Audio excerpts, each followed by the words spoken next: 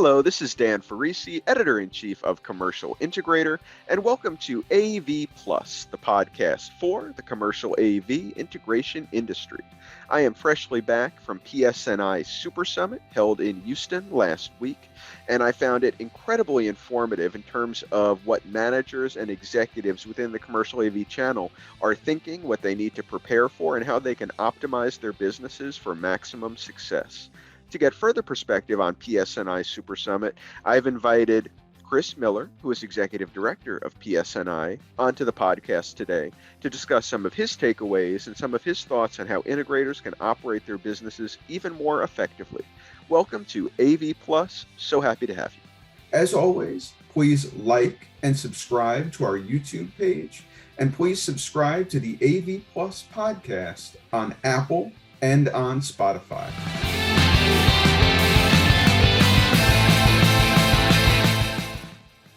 So happy to be joined today by Chris Miller, who is Executive Director of PSNI Global Alliance. Really appreciate you taking some time to chat with me, Chris, especially pretty much immediately in the aftermath of Supersummit. So thank you so much for doing this. Well, thanks for having me. Looking forward to it.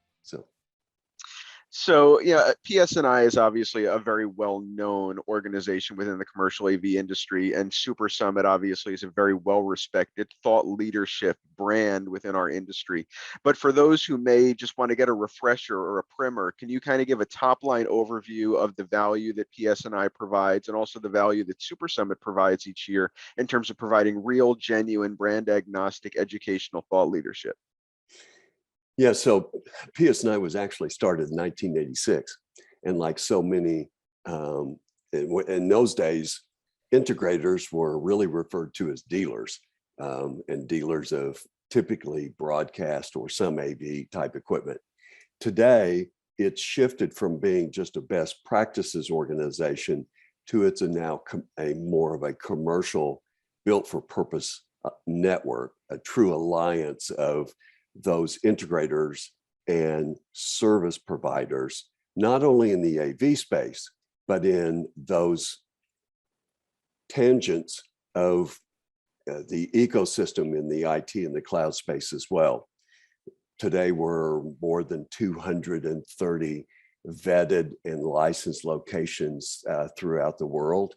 And that's represented by about approximately 105 of those companies. As far as Supersummit started in 2008.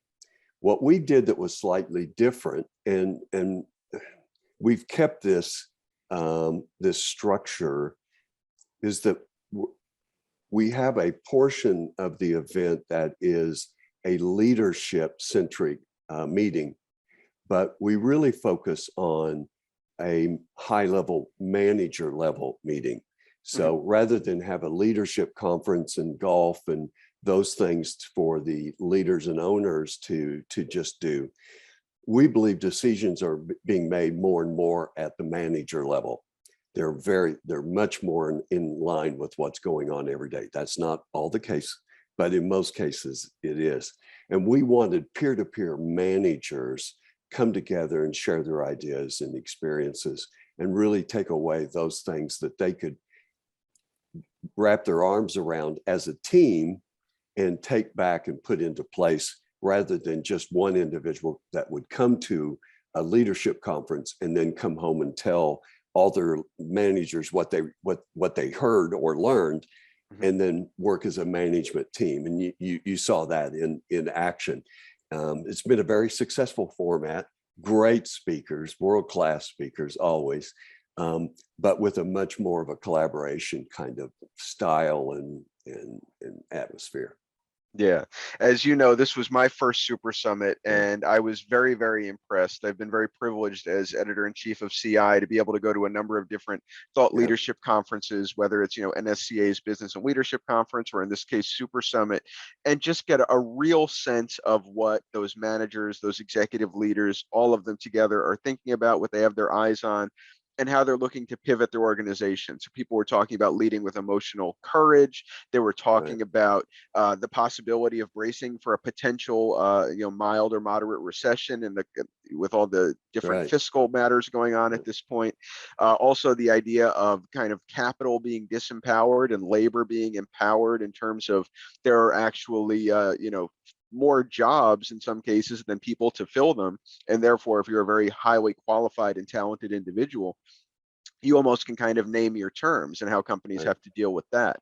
So do you want to synopsize or give an overview of some of the key takeaways that you took from the keynote speakers and the presenters, things that people who might not have had a chance to go to Supersummit really should know about if they want to optimize their business?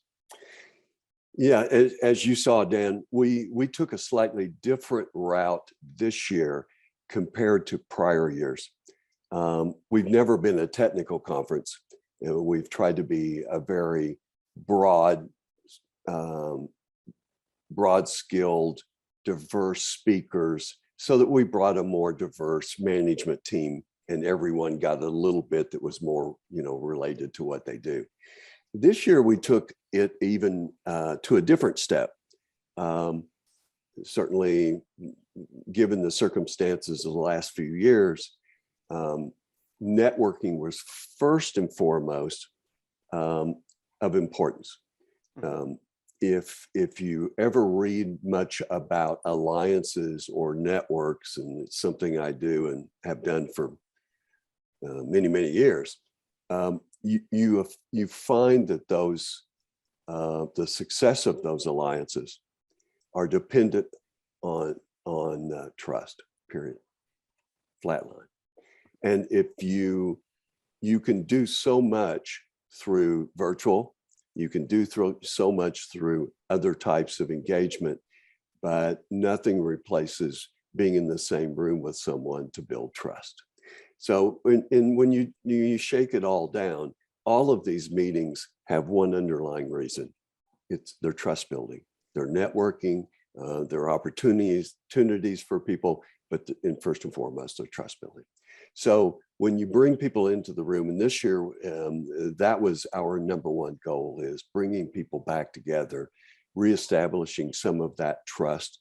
We also have, interestingly enough, throughout the pandemic, typically we would have someone literally visiting places around the world, evaluating people to come into the network. We brought in, I believe, 23 different countries during that pandemic period. So we were not idle during that time. Many of those were here at the summit. So we wanted to make sure that the theme was consistent with those who had never attended a summit with us. And again, to establish and meet and learn that trust. So we really focused on what appeared to be the white elephant in the room, and that is what's happening in the influence of human design, human engineering, and how that interfaces with technology. Mm-hmm. And how does that change the way products and services are offered, and how, as you know, we also had a SAM workshop, our strategic accounts management global workshop for strategic global accounts.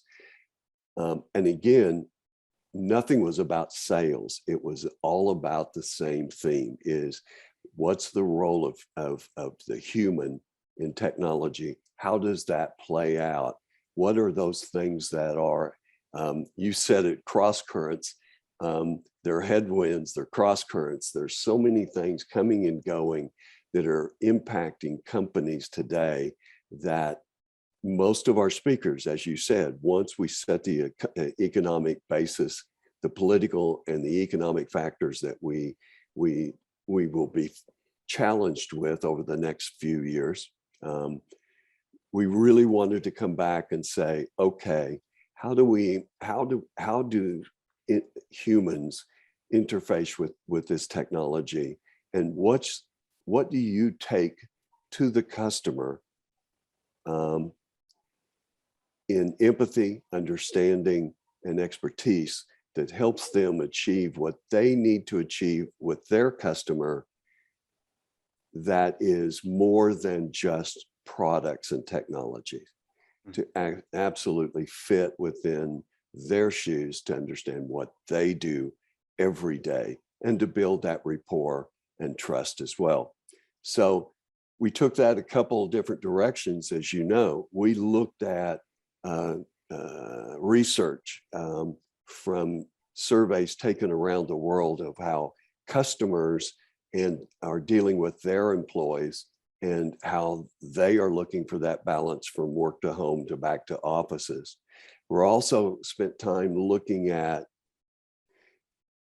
someone said it and I think it was on the last day, employees will use technology as long as the technology fits what they believe serves their purpose.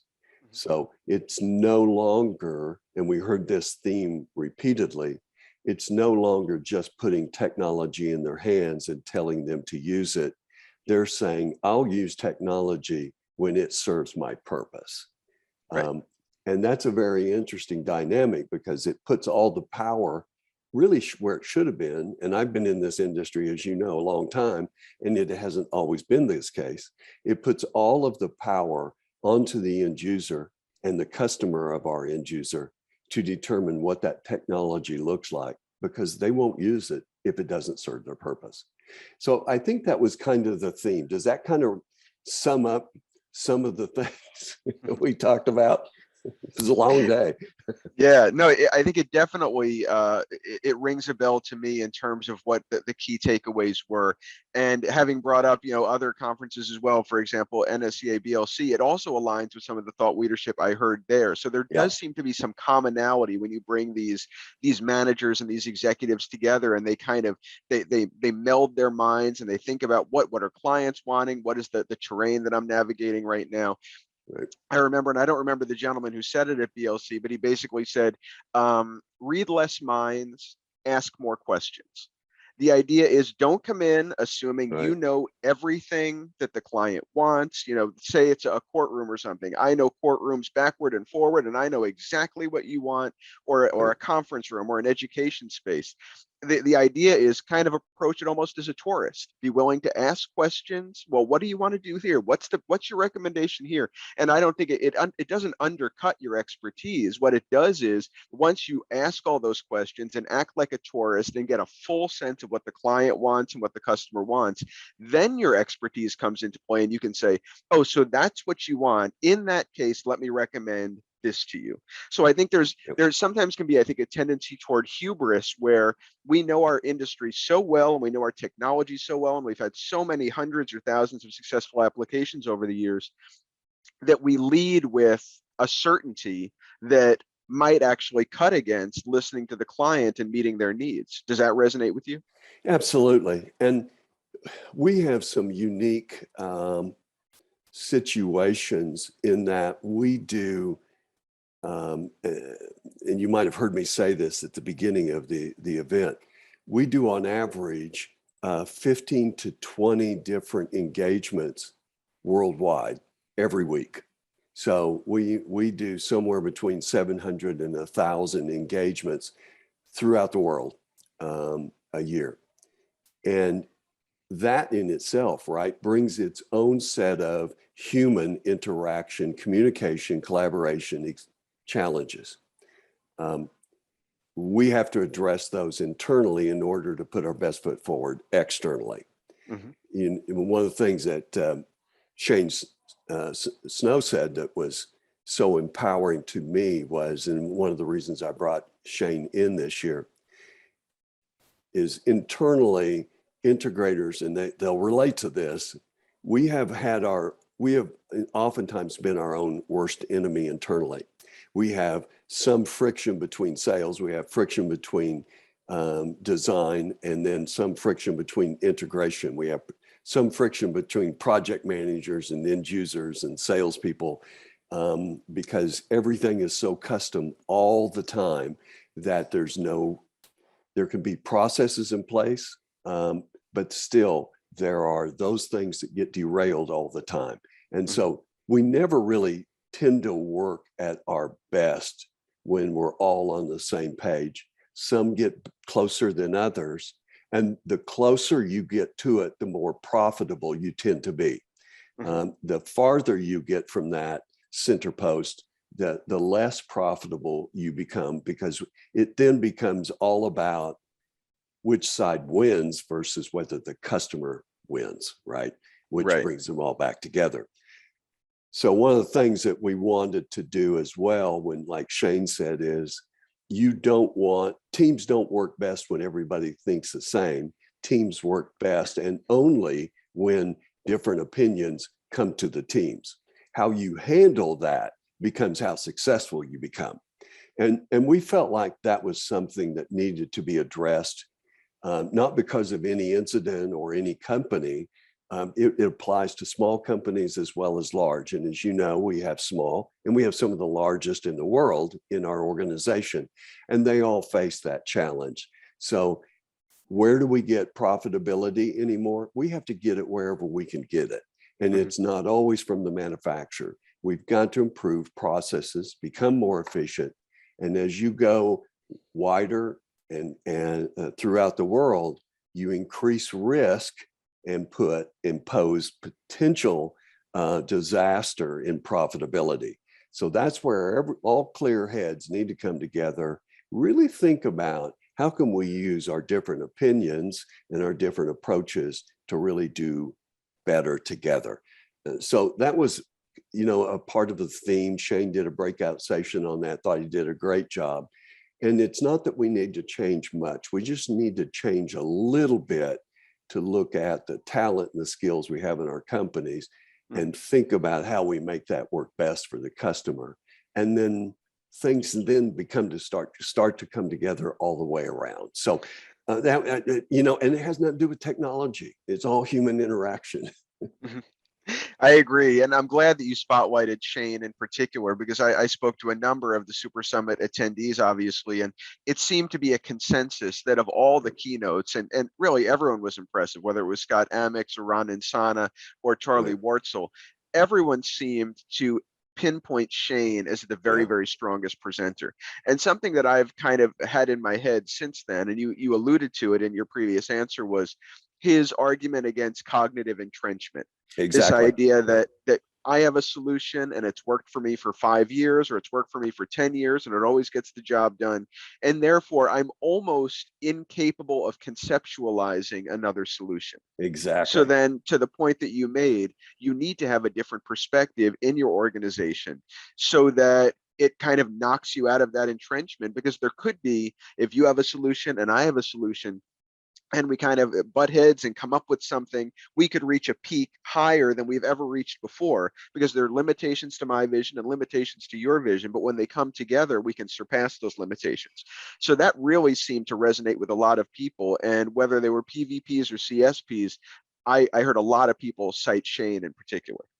Yeah. In fact, Dan, you said it almost as well as Shane did, and much better than me. But yeah, you nailed it. And we don't need to look as far as building new business models to find profitability. Recurring revenue streams are certainly very important, and managed services is very much a part of our future individually and collectively. But we don't have to look much farther than our own teams internally, and building out those relationships in such a way that the brain trust that's there is very, very capable of delivering at a much higher level than many of us are doing today. And we don't have to look far for profit. And profit, when it's done that way, is not gouging. It's very competitive, but it can still be very profitable. And that's just good business today. And it's one thing, this is really off script, it's one of the things that has really changed who's running our companies today. And for years, and my forefathers in this industry, my generation, current and even to some current generations, these were musicians. These were guys that or techs out of school, they got into it because they loved a business. They did not get into it to run a business. Mm-hmm. And what they found that as the industry matured and grew, we've all heard the same story many times. They became less capable, if you will, to run those organizations. And now you're seeing a different type of leadership come in, some through strategic alignment with mergers and acquisitions, but they're bringing in people who see the real true value of the human interaction and how digital transformation is playing a big role internally and externally. And they're starting to learn, I have to live what I sell. I have to learn how to use the technology in the same way I tell customers to use it. And if it doesn't work for you, it's not going to work for them. So learn to use those collaboration tools and be a lot more efficient. Then you'll be a better partner externally. So I think that's exactly right. One can be the very best spec sheet presenter in the world, but it's really about stepping into the client's or the customer's shoes and understanding how that technology applies to delivering an indelible experience, whether it's for your workforce or for your campus or whatever the case might be. I know you said it's not necessarily the case that integrators need to fully upend their businesses to be profitable. And I completely agree with that. I did sit in on Paul Metzheiser's breakout group talking about AV as a subscription and AV as a service. It is something Commercial Integrator has championed, and not necessarily that model per se, but conceptually the same kind of thing. Recognizing that things do seem in society as a whole to be moving toward a subscription. You know, we all have, whether it's Apple Music or Disney Plus and HBO Max, etc. Do you think that there is a future wherein your conference room is more or less viewed the same way as your Netflix subscription? You subscribe to the technology, and you're not investing to own, you're investing to use. And then that's really what it is. It's an operational expense. Yeah, you're spot on. I don't know if you heard the end user panel at the end, which was great. Literally, we had 5 people from around the world who had different backgrounds, different skills, and different points of view. It worked very well because we couldn't get all those people around the world into the room. You know, it's just still just a little iffy to bring people too far with COVID, when we're having to take a test 24 hours out before they come into the state. So, you know, we thought we would go a different direction, and it worked best because it gave us such a more diverse approach. That being said, and we just had this, and we had a global service, one of our service meetings this morning. 4 out of 5 of those said that in their current budgeting model, they did not have anything in the consumption model. They were all in the CapEx model.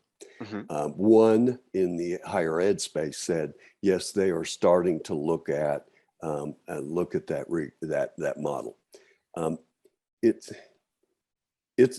It has tremendous potential. It is interesting that we live our lives in a consumption model, but and those enterprises have embraced consumption models, oftentimes in very different and diverging parts of their organizations. For some reason, CapEx versus OpEx right now is still a challenge.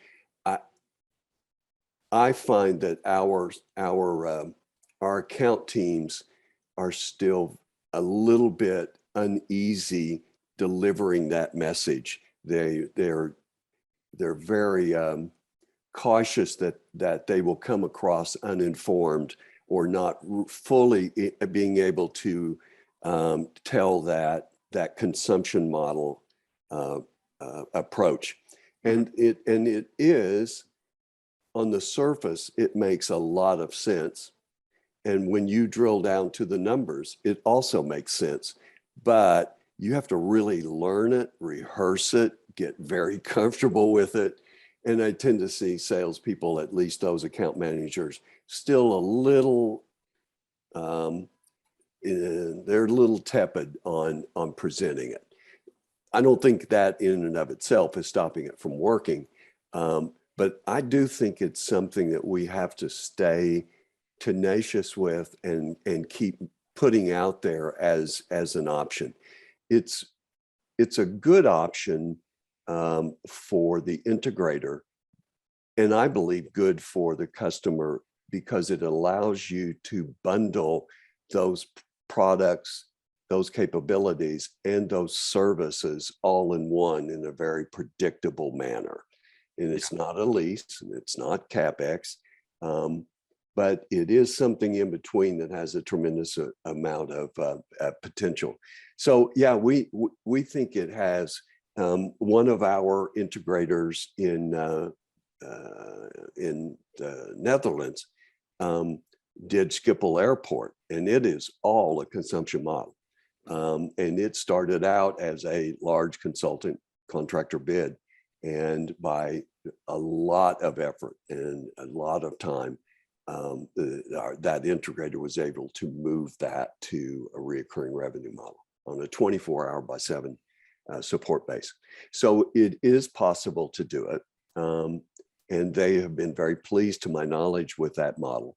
So it will take time, education, and getting our people comfortable first and understanding that math.